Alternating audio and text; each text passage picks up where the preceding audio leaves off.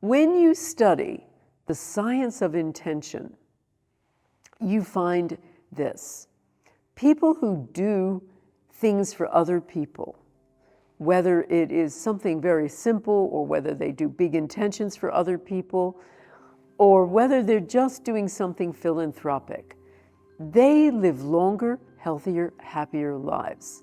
When you look at the science of volunteers, they live about twice as long as people who don't volunteer, and they're 2/3 happier.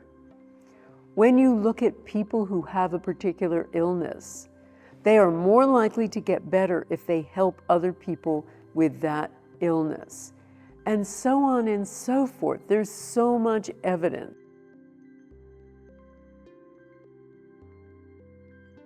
And we have seen over the years amazing outcomes. We've found, I've had 2 people get up out of their wheelchairs. One person was paralyzed from the neck down. The other person had multiple sclerosis. We've had many, many people cancel their surgery.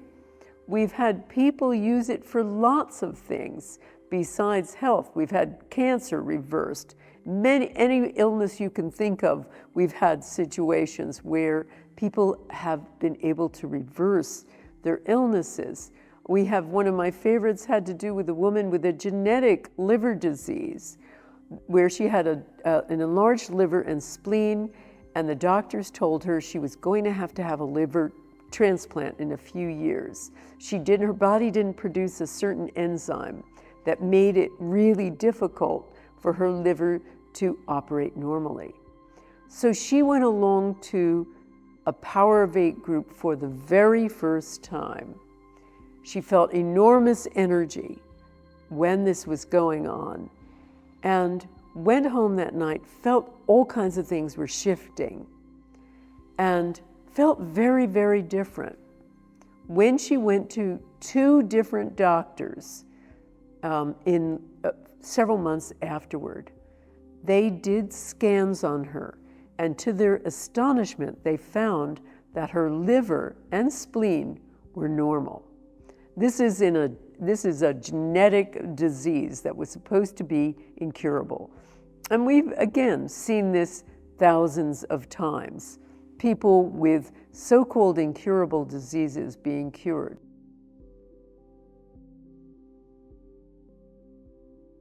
So if you are in want of any kind of thing in your life, you don't need to spend years going to sweat lodges.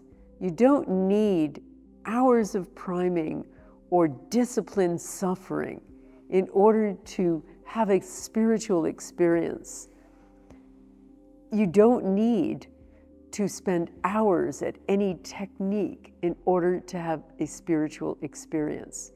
In my view, what you need is a group and a common intention, and it is your fast track to the miraculous.